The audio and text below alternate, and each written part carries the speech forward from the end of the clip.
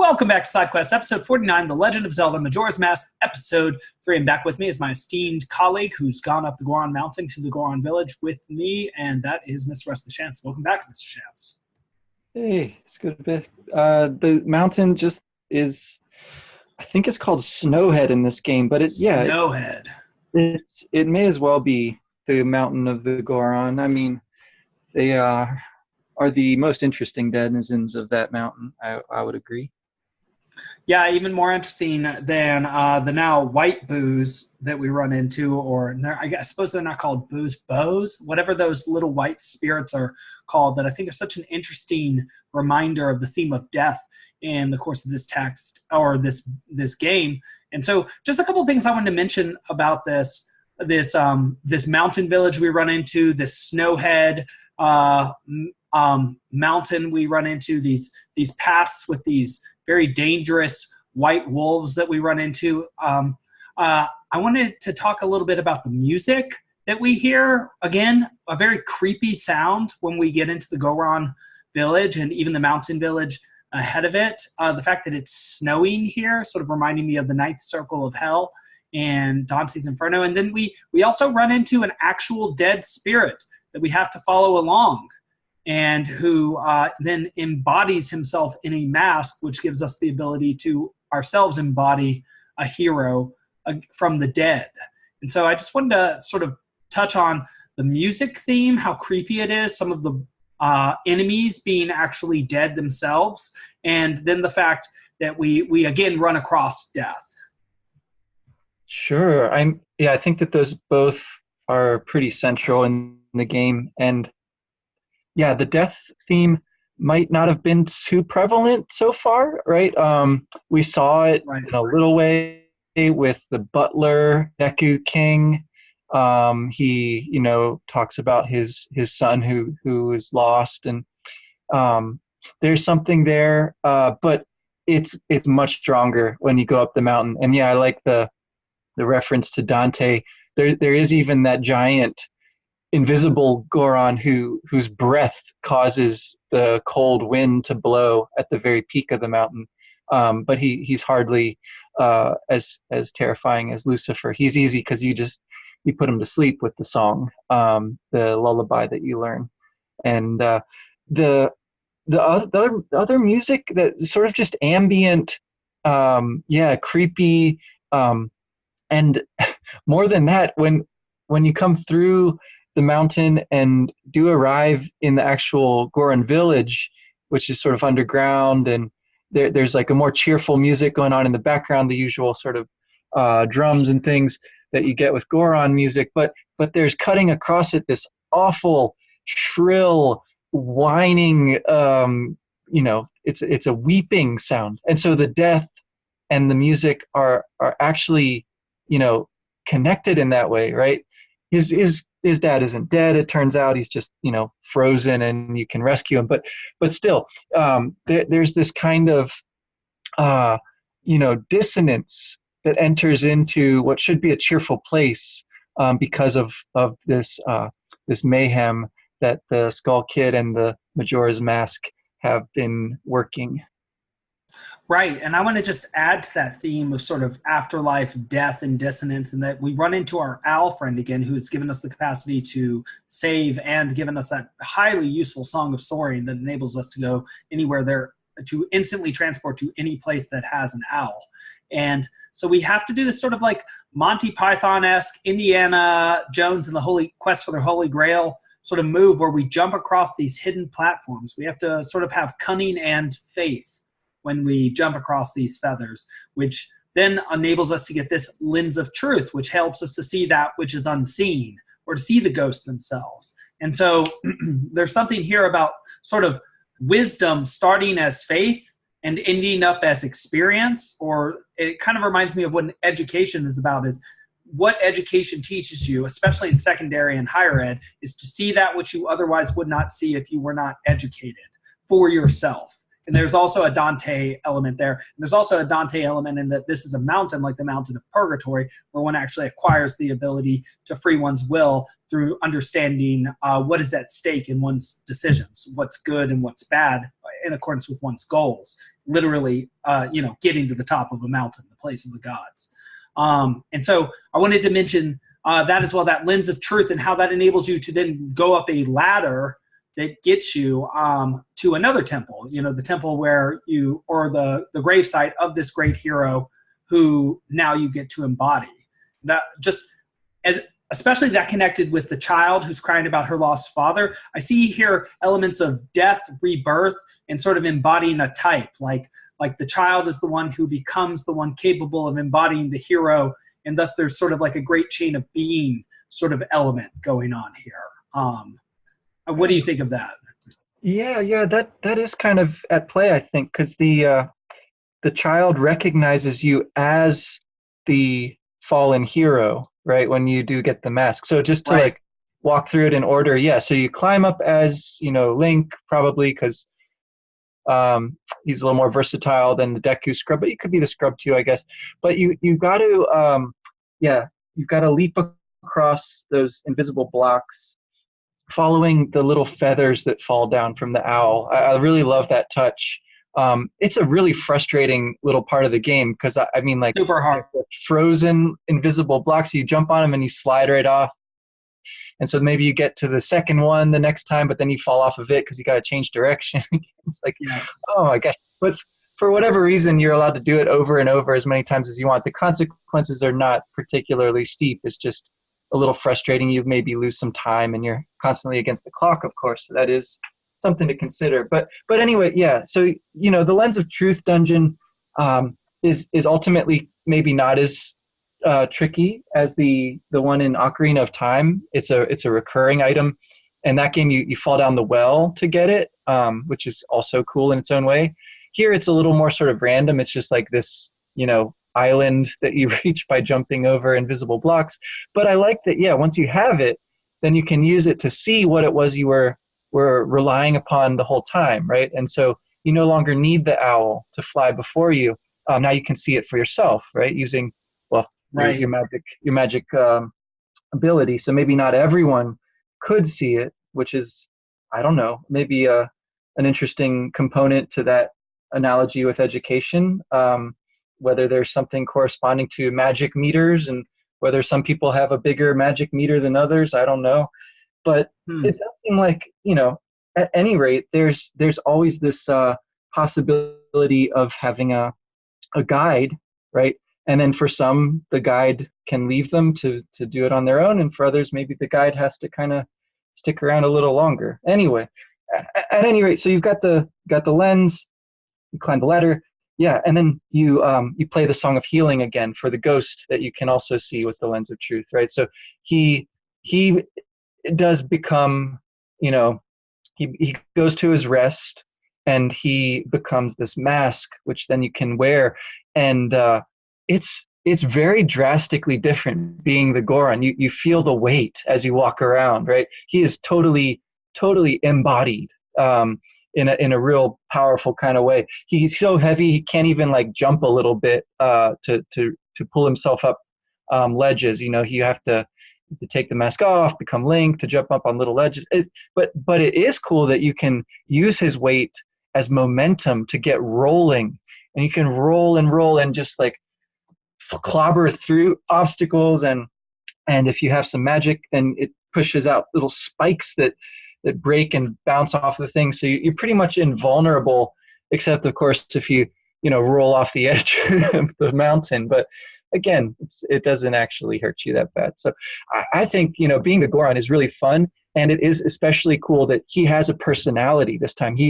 He's a definite historical figure that you're embodying, whereas with the Scrub it was like, maybe the hint is that you're the butler's son, but here it's very clear you're this hero, you're this great, the second coming of Darmani, and you're gonna save the day. And sure enough, as many times as it takes you, eventually you do. And I want to jump in and ask about that. Not only is the Deku Scrub mask, now we're thinking a person that once gave another person happiness. But the same with Darmani as a hero. He not only gave his people faith and confidence, but actively did great things for them. But that really wants me to ask you about, or it makes me want to ask you about the Darmani himself. So two things. I both want to ask you about the idea that once you come to know these people, you learn their music and then can have an effect on them, and then also acquire the ability to actually look as one of them by doing good deeds for them, and what you think that means exactly from a mythological or even just a social perspective, maybe even a psychological one. But also, I'm really interested in just the sequence itself that Darmani shows himself to us. He says, can you bring me back to life? Or can you at least heal me? What are we healing him of exactly? And then when you play that song for him, that all-important song, and actually this is the song of healing, whereas later you will use to put to rest the Goron lullaby, the big Goron. You'll put him to sleep as well as you'll put the child to sleep with that. And it's sort of sad that the dad doesn't remember the whole song, or he claims not to, but not have the time. But something interesting with Darmani is that what is it he's carrying? And then also when you do play that song for him, what seems to heal him is him seeing all these. It's very touching because the music I think is pretty good. It sounded good to my ears that it's people cheering for him. And is he realizing what Sephiroth could not in that moment? Is he realizing that he had his time, what Alcibiades also could not in Plato's Symposium? Is he realizing that he did his part, and now he has to sort of make room for someone else to do their part, that he has to step aside, that he has to disappear? Or is it something else? It's just, I found that a very touching scene. And the second time I've seen a really touching scene after Skull Kid. Yeah. No, I definitely would agree. It's cool how it's paired with your, within the game gaining this great new ability, is paired with this very moving scene for the player sort of stepping outside the game and sort of reflecting on it. I like that those two things go together. Like most games, you get a new power up and it's just like, yeah, like rock on, you can do this new thing. But in this game, it's like, wait, like in order to get this new ability, you've got to go through something here with this character. And I think that that's a very powerful aspect of the storytelling here. And yeah, I agree. It seems to be that sort of what he's realizing is, when he fell off the mountain, it was final, right? He had reached the end of his adventure. And yet for whatever reason, when Link falls off the mountain, maybe it's the owl that swoops down and grabs you at the last second and pulls you back up or something. You for whatever reason are not, susceptible to bodily harm from that. So your adventure goes on, and he can contribute something really valuable and actually, necessary in your quest. So yeah, it does seem like healing for him involves sort of coming to terms with his own heroic deeds, which are past now, and that he sort of is going to his rest, and that his people will be looked after, right? And in much the same way that he looked after them, by some of the same sorts of powers, but with this extra uncanny sort of thing that Link has.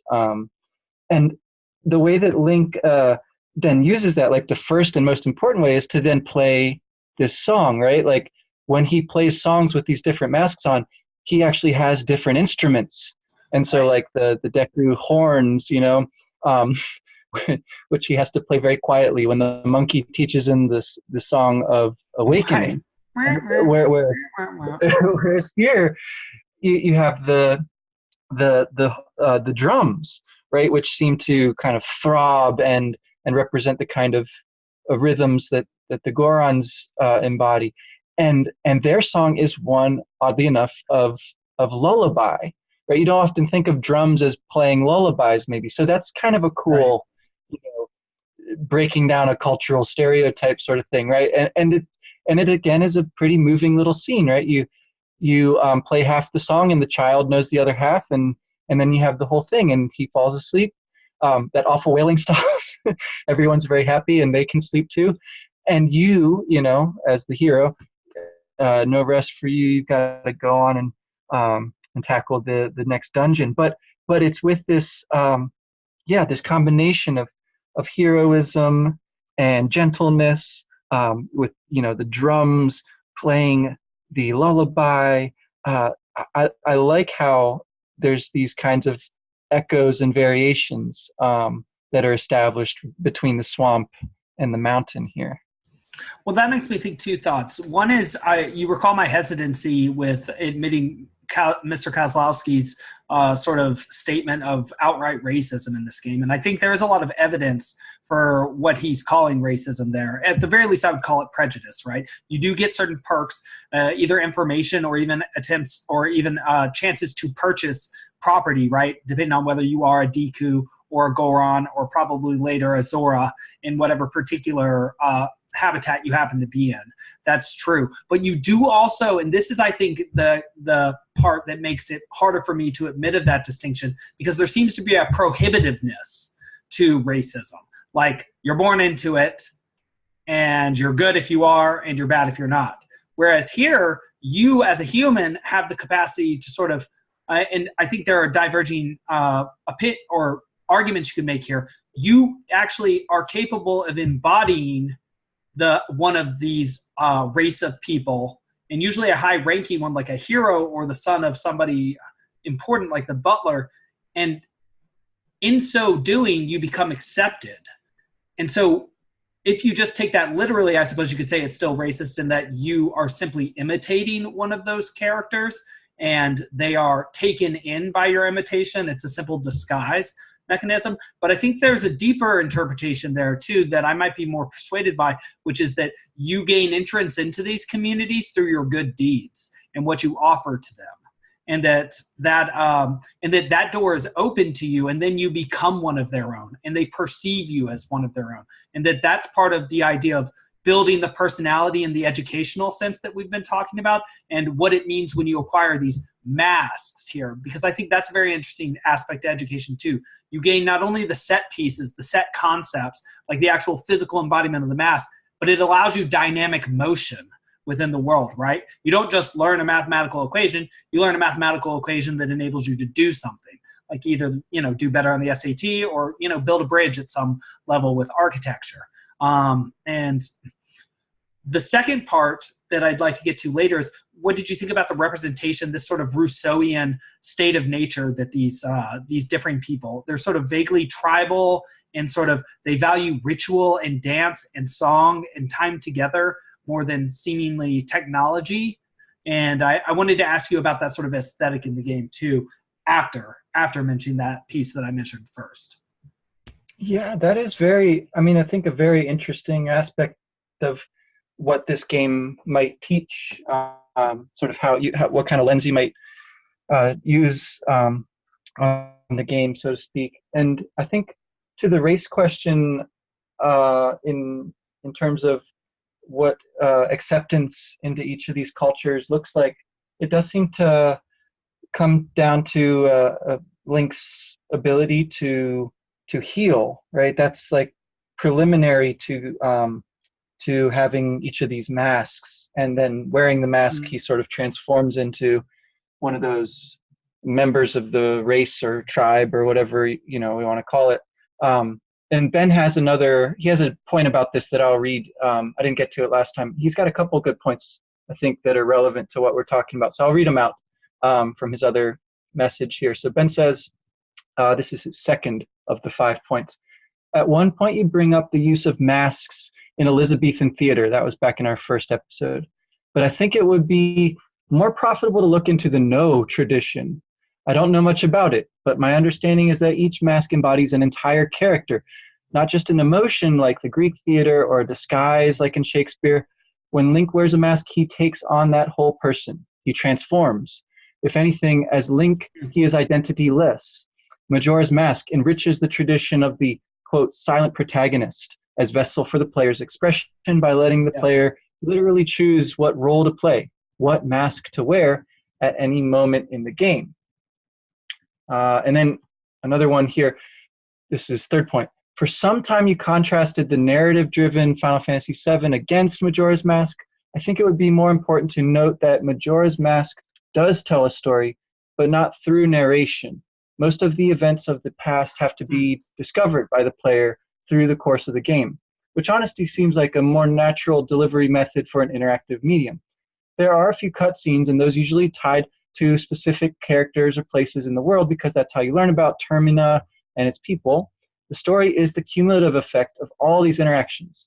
The Skull Kid's destructive effect on the world and his broken relationship with the giants, as well as the individual narratives of those dozens of side quest characters, as well as Link's role in fixing what the Skull Kid is breaking. You ride the story of Final Fantasy VII on a rail. Majora's Mask encourages you to take a much more active role. You are not fated like you were in Ocarina of Time. You are very much the outsider, the unpredictable force. The narrative is what happens when you aren't there to fix things. The story is what you do to change it.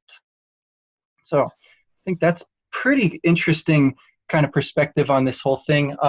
I also don't know much about no theater, but it would seem that that's probably in the background here of this concept of wearing a mask and transforming into that thing. It does seem that if there is, some kind of corresponding element to like the catharsis that we talk about in Western theater traditions, right? That catharsis is a very important form of healing, indeed a very important form of ritual, right? For the people who are, watching that play, performing something that might have been religious once, but now just has sort of a more communal, sort of emotional effect on us. Like, these days you can't go anywhere without hearing people talk about Game of Thrones or Avengers Endgame or something, right? Like there's these kind of communal experiences that the theater provides or provided, and now we have our own media that do it. But yeah, I think that there's a healing to that, and that's what I keep coming back to, I suppose, with Link's prerequisite healing in order to then be able to enter into these cultures. I think as I was talking, I kind of forgot the second thing you wanted to ask about. So could you remind me what that was? I was going to ask about the aesthetic of the villages and the peoples and how they seem to emphasize ritual and song and being together. Like we see these relationships between Kume and her sister, and the son and his father, and this hero wanting to protect his village, and this Deku scrub potentially, and his father, and this illicit sort of Romeo and Juliet relationship, Troilus and Cressida, which is incidentally something you wanted to study this summer, which I'm totally into. But I also wanted to comment on what Mr. Kozlowski said. The no theater, I take it to be the Japanese kabuki theater with their masks, though I'm not sure if that's what he means. But I'd like to read into that. I'd like to read that quite some bit, and then I can compare that to what I know about the Elizabethan and the Greek stage. And we can make some connections there, because from what he says, that does sound like a better connection to make. To his second point about the narrative being action-driven, sort of like how I would say sort of like how life actually is. You don't have a narrator sort of outlining what your life is. I mean, that's sort of a Christian belief, providence. But that's not how you live your life, even if you were to tell your story and it would look like it had some sort of purpose or final cause to it. I like that the story is the sum of the actions that you take within the game, and thus the story is different for every person, and it's not made necessarily articulated. It remains for us to articulate it, and that seems to be part of what Link is doing by being voiceless and himself being called Link, right? Like a link in the chain, like something that is uniform across time. And in fact, his uniform changes very little from what I understand across the games. He looks, like Buddy the Elf, except for he predates Buddy the Elf. So I had asked you that aesthetic question, and those were the comments I wanted to make to the excellent comments, I thought, by Mr. Kozlowski. I think he really sheds a lot of light on this game, and I very much enjoy hearing what he has to say. Yeah. Oh, great. Yeah, that it will be really fun to get him on the show soon, I hope. And in the meantime, maybe I can pester him for some more comments on the last couple episodes. But yeah, to the aesthetic thing, yeah, I think there's a really interesting way that each Zelda game sort of looks a little bit, like its predecessors. You're sort of in the same world each time. There's going to be a mountain, there's going to be a swamp, etc. But but deeper than that, it seems like there is this kind of interest in exploration, and right, for exploration to be interesting, there's got to be a certain amount of diversity, and so the ways that they sort of portray that through characters in some of the newer games, they can do a little more with that, and having these kind of distinct feels for what the swamp, looks and feels like versus the mountain versus the sea and so on. I think there's a kind of like the music plays into that in a big way. The atmosphere that's created between sort of the water and vegetation of the swamp, plus the music and sound effects of the kind of shrubbery noises that the guards make as they shake around, right? That all is very different in its particulars from the kind of drumming and the rhythms of the mountain, the howling wind when it's snowy, but also the kind of village music inside. They're different in their particulars, but they're alike in that they are sort of close to nature in some way or something, right? Like they represent an aspect of exploration which involves getting away from human civilization and back to something that's like closer to nature itself, like when people felt themselves a part of nature. And I think that's a big element of what ritual still accomplishes, is to kind of help us recapture that.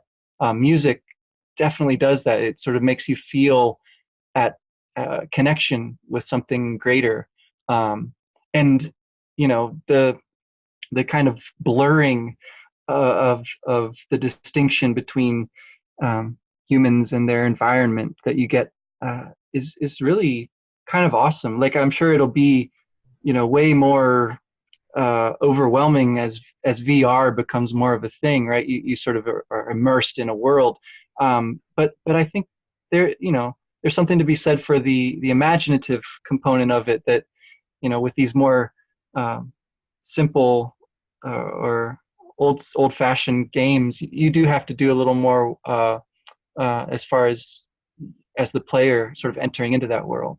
And that that's sort of like reading too, right? Your imagination is working to conjure up the world given you by the story. Well, I think, which I think, yeah. yeah. Well, I was going to say, which is certainly why people who read books and then imagine the characters up for themselves so often dislike the movie form, right? They I think dislike that the movie portrayal differs from their personal portrayal in their minds, because there are, of course, slight differences between people and how they imagine things. But also that I think the essence of the character can change some when they have to push the character into a different medium, occupying a different amount of time and being portrayed with relevant scenes that may not have been, you thought, the most revealing parts of the character, and which is potentially true, right? Plutarch says in the Life of Alexander that his life will be complained about because it's not a history, because it doesn't detail all just the major benchmarks and deeds of a person, but shows the small moments that are, he thinks, perhaps even more revealing. And in a movie, you don't always have as much time to put in those small touches. Like something I liked in the Harry Potter books was that all those training sessions with Lupin and all that closeness that Harry got to develop that you don't really see in the movie.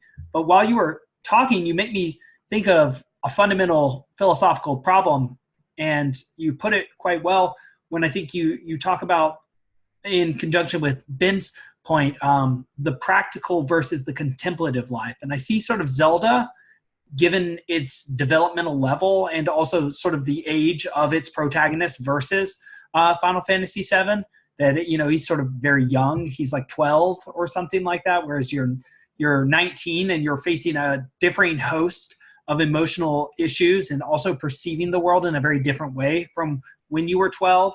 But that something about the game with Final Fantasy VII, and I'm not trying to draw only contrast between this game and Final and Zelda. But I do think this is a fundamental difference between Nintendo's big selling games and their aesthetic and the essence behind them and the thought behind them, the leading thought, and also Sony, especially Squaresoft, which I would generally consider more mature in its themes. But it seems to appeal also to an older player because it is more narrative driven, because it cares more about the issues even than the gameplay itself. And I know there's a major debate between, story, execution, and gameplay. Gameplay, does the game have to be fun to be great? And but I also noticed that with Zelda, again, like the story is there for you to find sort of in the background. It's a far more embodied game, like what you were saying about these two cultures, that music and dance are obviously more embodied forms of emotion and thought than poetry, though I would consider that sort of the highest level of music because it is articulation set to meter. But that's even more embodied than, say, philosophy and philosophical thinking, that is the most abstract expression of something. And so that is what Final Fantasy VII aims towards, dealing with the philosophical issues, whereas Zelda more is looking at the mechanics of how to actually fight them. It's almost as if, and I'm not saying this finally, but only for the purpose of contrast at this moment, and maybe it won't stand up to scrutiny, but that the question of good and evil is sort of already set for Zelda. And that's kind of why you're a healing factor, because you want to do good. You don't question good. This Skull Kid is up to no good, and you're going to go solve that problem. The question of what good and evil truly are doesn't need to be answered to enjoy this game. Though I think you can legitimately ask that question, and I think we did in the last episode. Right. Yeah, absolutely. I mean, I think it's very interesting to think about those different sort of perspectives or levels of art, from the sort of more sensory, embodied, maybe like music, then to something more poetic, then to something more abstract and philosophical. And I'd agree that each of those domains kind of has its wonderful aspect to it and its greatness. And maybe, at different times in one's life, one is more drawn to one kind or another, and maybe just different kinds of people are more drawn to one kind or another. And I think that there's certainly some truth to the old saying that there's no arguing over tastes, because like from within each of those realms, it has its own truth and it has its own, preferability to it. I think that, being able to sort of move among them might be the most beneficial thing of all. And that's kind of what I think we're trying to do as much as possible. And what I think this game represents as well, and in terms of Link getting to move from one place to another, and for the player to be able to think about the game on multiple levels. I think the power of a game is something that we're only just starting to sort of understand, which is part of why this is so fun and so exciting to get to do. I feel like with the Final Fantasy thing, there is certainly a way in which it's more mature, but there's certainly a way in which it's perfectly immature too. There's a lot about that game that is hardly profound or like there's a lot of silly stuff in there too. So there's something to that too. And I think the idea that you get to sort of create the story a bit more in Zelda through the exploration and through some actual choices you get to make about what to do first and second and so forth, that is in a way a good bit more sophisticated than the kind of linear story you get with the Final Fantasy. But all that is, they're both great games. They're both, I think, will ultimately say classics in their way, but ultimately maybe rudimentary for what like the game could become as a medium. We're only starting to dig into. Well, it's interesting how you mentioned the power of the game. It certainly has power over time, not only within the game itself, but with us. We are subjected to this 3-day time limit and we have to slow down time and use our time wisely and then reset strategically. And the game does place, restrictions on our behavior that I think ennoble our souls, to use more Aristotelian language, that the game forces you to be regimented and you really have to pay for your exploration, because you're going to have to go back, deposit your rupees in West Clocktown, and know that all those wonderful items like bows arrows and bombs and Deku sticks and Deku nuts are all going to disappear, and you're going to have to go get a whole bunch of them again, which is not that hard, but sort of annoying to have to do. That's, again, another constriction on your time. And, we're obviously focused on this, and we think about this, in some detail. We make time to talk about it too. And, it sounds strange when you look at it like an anthropologist like that, as looking at us as a people and what our behaviors are. But, it's the most normal thing in the world. Like, even driving back home, there were some LARPers in a nice park in front of me. Like, awesome. Yeah, people, California is a beautiful place. It's made for everybody. And, but the thing is, people love to sit around, and even in the ultimate community that I'm on, I would say the outskirts of, people will make time 2 or 3 times a week to play Dungeons and Dragons. Like, people will come together to play competitive games that are broadly inclusive and have, I would say, confront major themes, like religious level themes of like good and evil, major wars are happening. What sort of person do you want to be, and how do you want to contribute? Major, like, more physical creature. And that, like you were saying, with people going to watch this new superhero Marvel movie and these Game of Thrones, shows that I go to see all of this and I love it quite a bit, but that there does seem to be a power, a gathering power in these myths, these video games, these new media seem to be the current manifestations of myths. It's not that the myths have been left behind in the past. It's that we're still trying to articulate them, and on more massive scale than we ever have. And that, well, yeah, we seem to be on the cutting edge of that. Exactly. I think that part of what's so exciting about this is the way in which, that with a game, you get to sort of have that mixing of levels take place in a really novel way, in that right. Perhaps the myth actually grows and changes, right, each time that you play it. You're seeing that kind of take place before your eyes.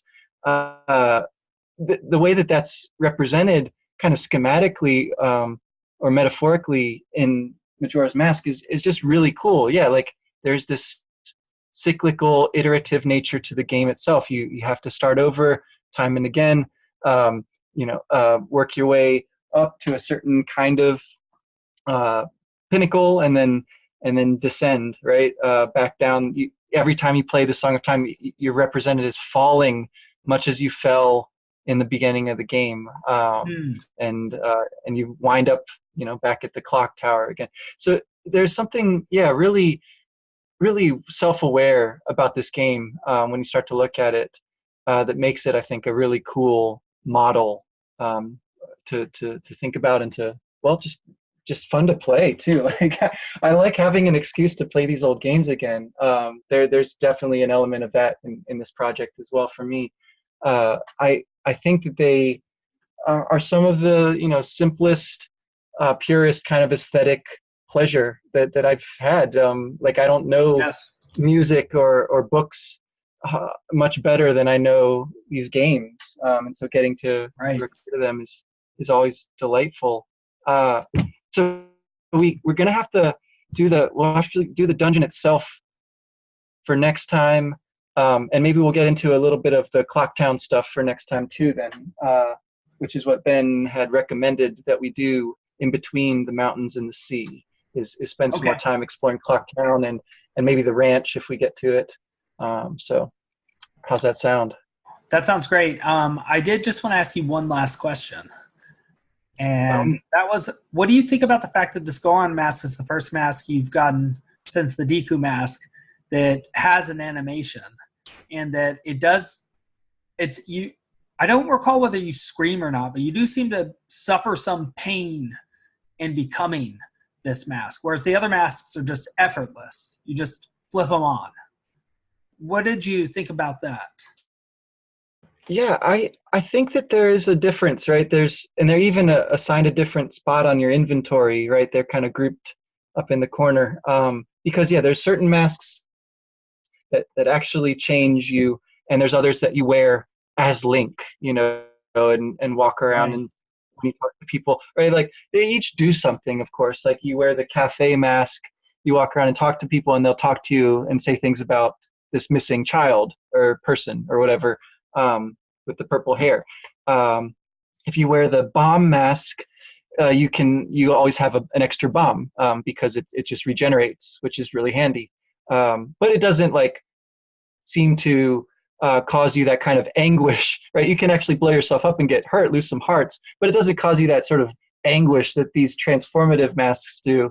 Right. And yeah, they're different. They involve that sort of crossing over into a new, um, you know, identity, or like way of seeing the world, a new culture.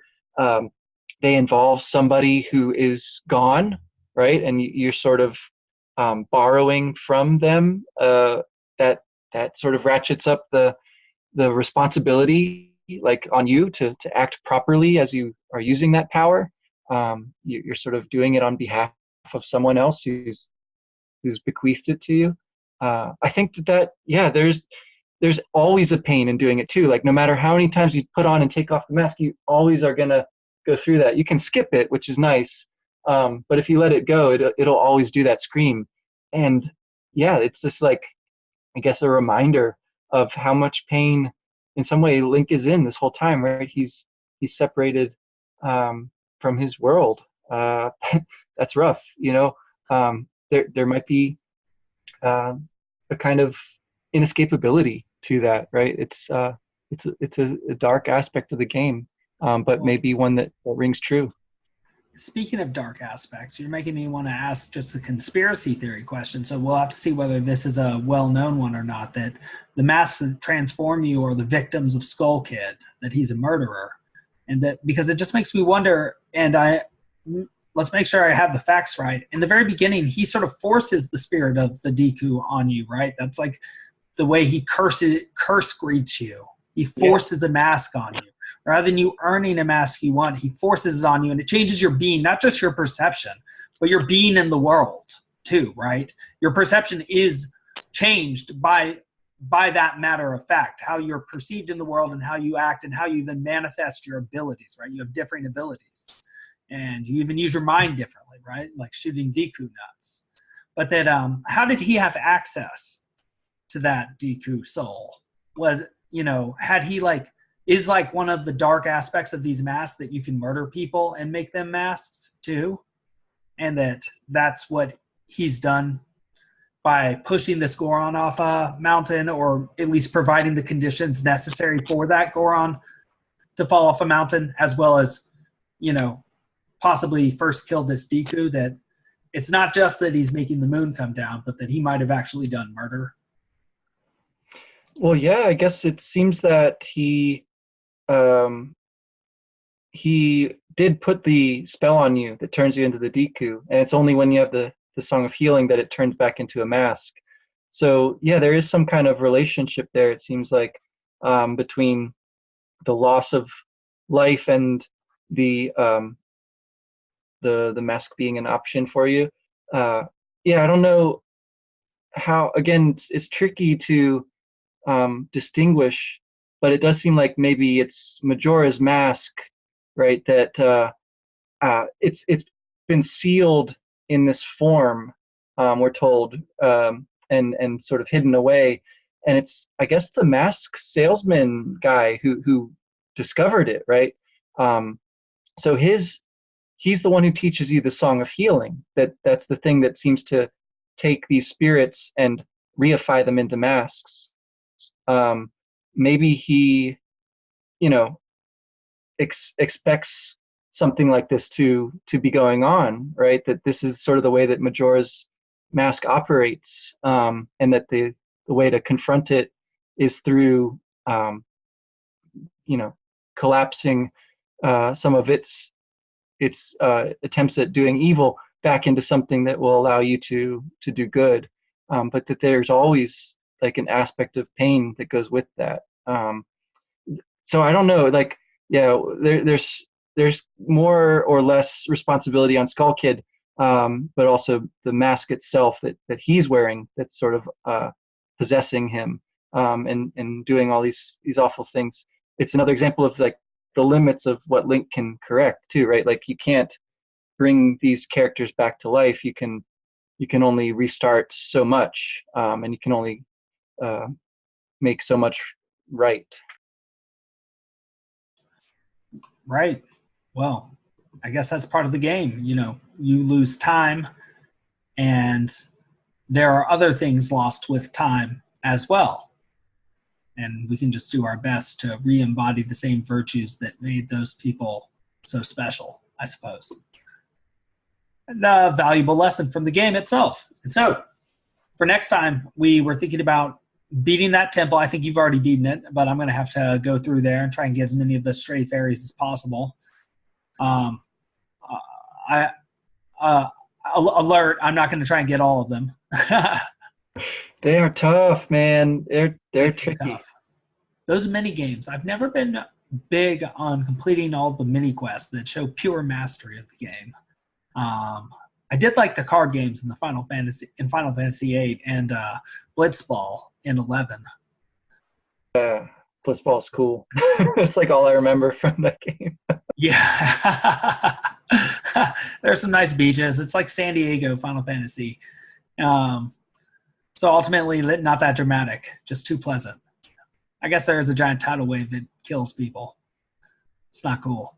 In any case, until we get there. So, finishing this temple and then exploring Clocktown some more. And it is interesting to what extent, like, the game has already expanded so much more than I ever expected. That also reminds me of Final Fantasy VII, like how consciousness, at first, it's just the playpen or the basket, or not the basket, but the cradle, in any case. And then, it's your room, and then it's, your neighborhood, and then your city, and then the world, and then differing, places within the world that are not just physical places, like hanging out with authors or creative people. It's like your life and your world can expand so much, and we see that modeled in this game. Yeah. Yeah, you can only soar to places you've already been to, but to get anywhere new, you got to do it the old-fashioned way. Yeah, and it continually grows. And then you go back home and you discover new things that you never knew were there, right? With Clocktown, like we'll do for next week. Yeah. Awesome. All right, sounds great. Cool, thanks. Thank you.